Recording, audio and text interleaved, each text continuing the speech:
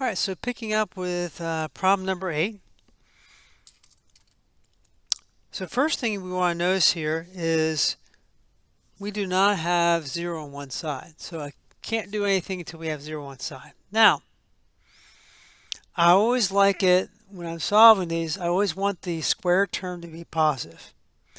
It just makes life a lot easier. So what we're going to do is we're going to add 6x and 1 to both sides.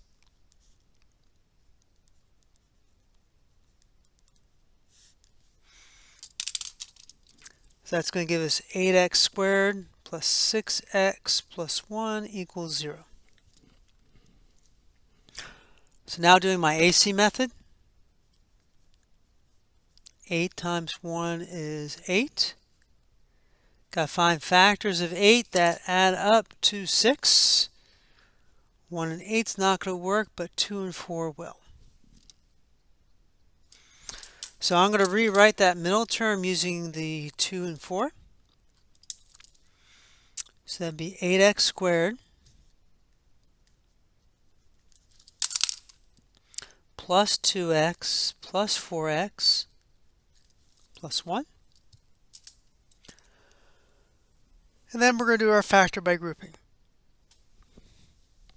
So if I look at the first two terms, they have a common factor of 2x.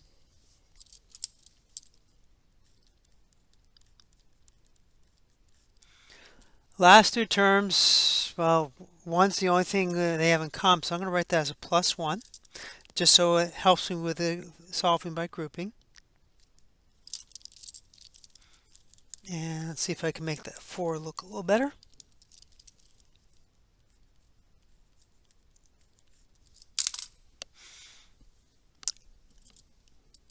And now our two pieces have that 4x plus 1 in common, so let's factor that out.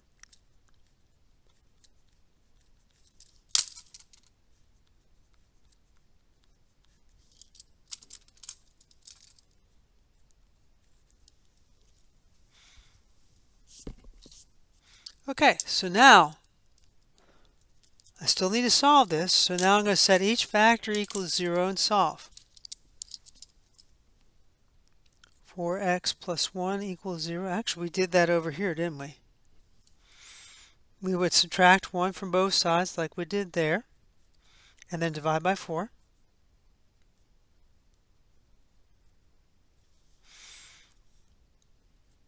And then we have 2x plus 1 equals 0. Subtract 1 from both sides, and then divide by 2. Gives us x equals a negative 1/2. So I'm going to write negative 1/2, comma, negative 1/4. So those would be our answers.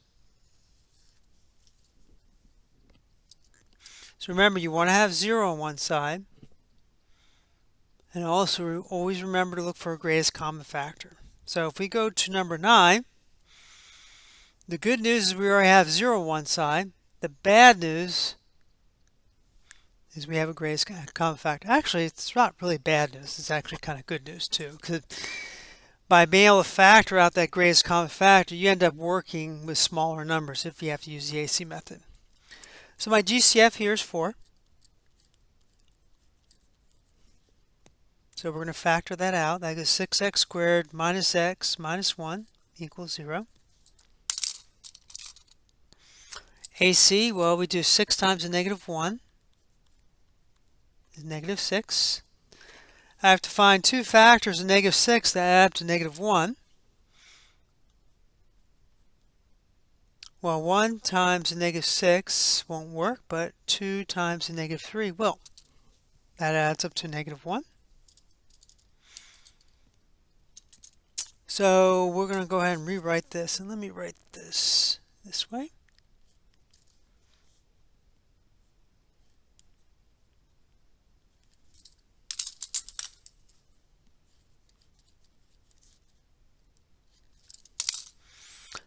So I'm going to rewrite that middle term as a plus 2x minus 3x. Doing our grouping,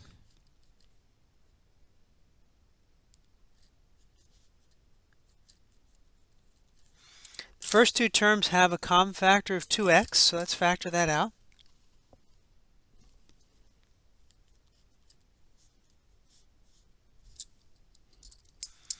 So that'll give us a 3x plus 1.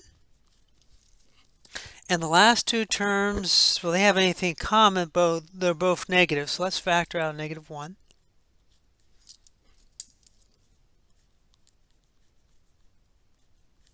This way the stuff in green matches, so then we can factor out the 3x plus 1.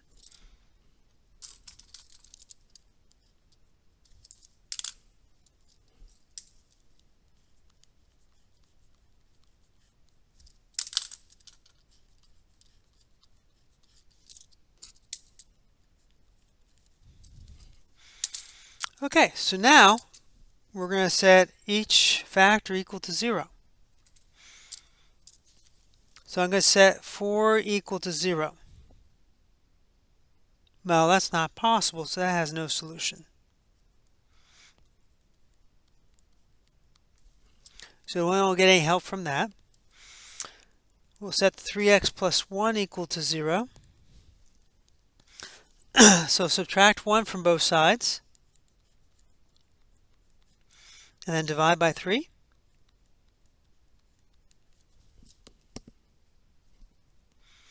That gives us x equals negative 1/3. And let's do the 2x minus 1 equals 0. Add 1 to both sides. Divide by 2. 1/2. So those would be our two answers. Negative 1/3 and 1/2.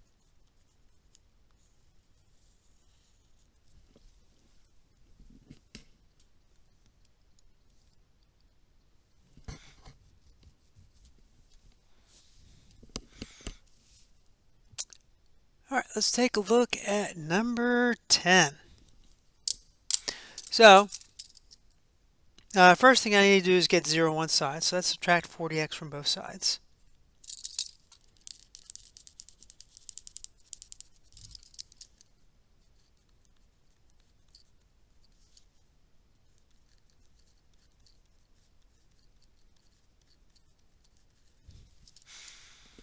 Now I want to look for a greatest common factor.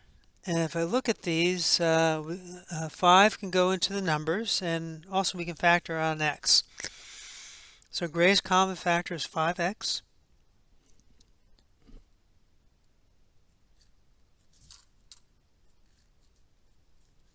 So we take that out. This would be 15x squared minus 14x plus 8.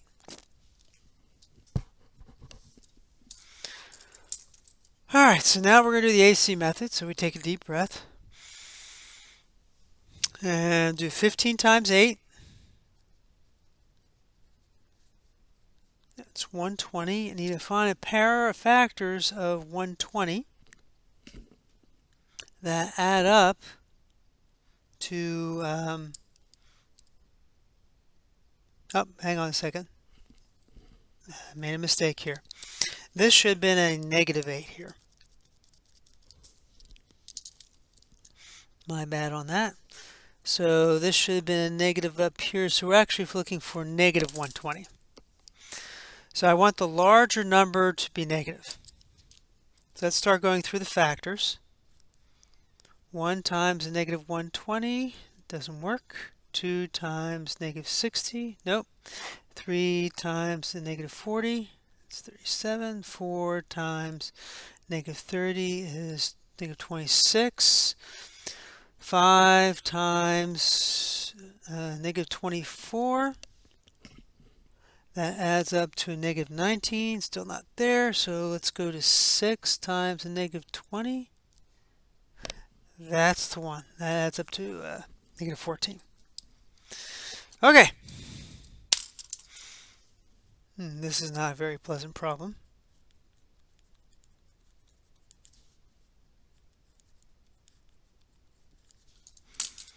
Okay, so now we're going to rewrite that middle term as a plus 6x minus 20x. and do our factor by grouping.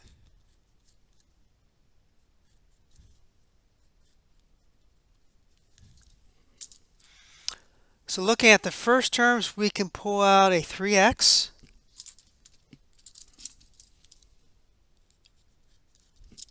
Leftovers would be 5x plus 2.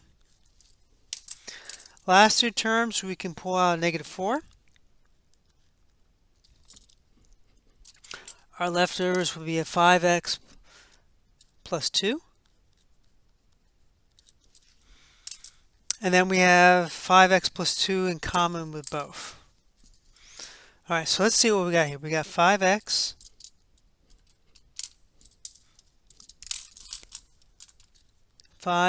plus 2 and 3x minus 4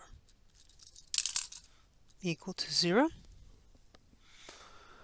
Whew. Take a deep breath. And now we're going to set each of these equal to 0 and solve.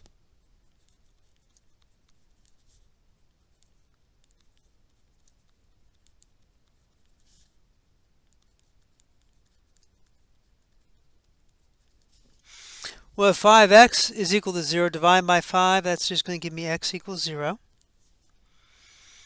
For the second one, I need to take away 2 from both sides. And then we would divide by 5. For this last one, we'll need to add 4 to both sides and then divide by 3.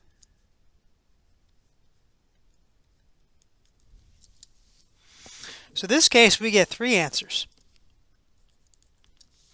We're going to get that negative 2/5, 0, and 4/3.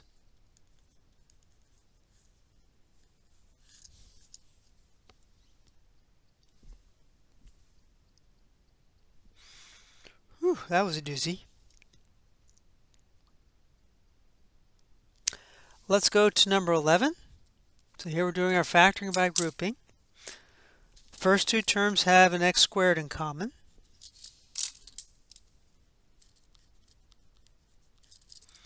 Last two terms have a 4 in common, though I'm going to take out a negative 4.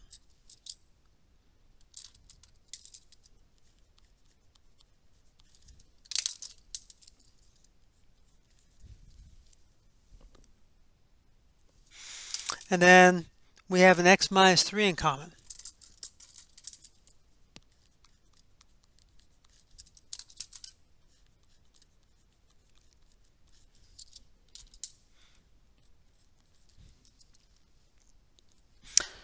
Now the x squared minus 4, that's a difference of squares, so we can break that down.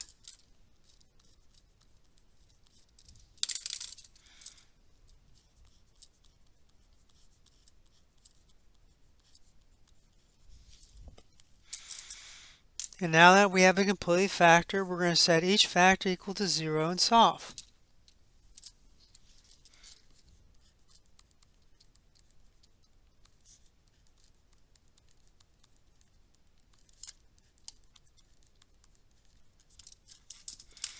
So here I add 3 to both sides, that gives me x equals 3. Here I subtract 2 from both sides, that gives me x equals negative 2. And then on that one, I go ahead and add 2 to both sides. That gives me x equals positive 2. So our answers are negative 2, 2, and 3. Or you might see it written this way, plus or minus 2, comma 3. It's another way to represent that answer.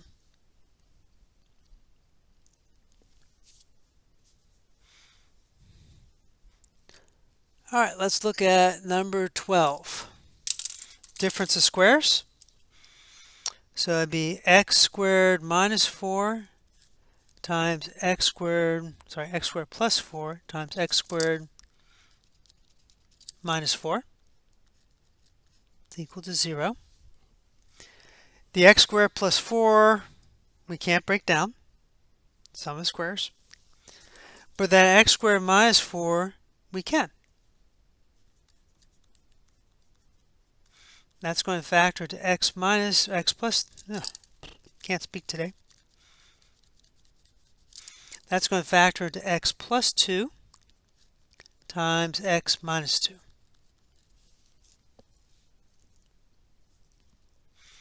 Now, if I set the x squared plus 4 equal to 0, if I try to solve that subtracting 4 from both sides, well, you cannot square a real number and get a negative number. So this would have no real solution. I want to come back to that in a minute.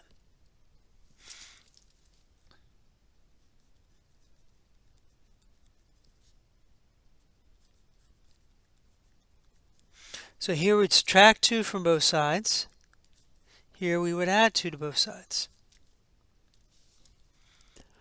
So we'd have two answers, plus or minus 2. Now I want to come back to this in a little bit. And we're going to see this very shortly. If you allow for imaginary solutions, you actually get 2 additional non-real solutions.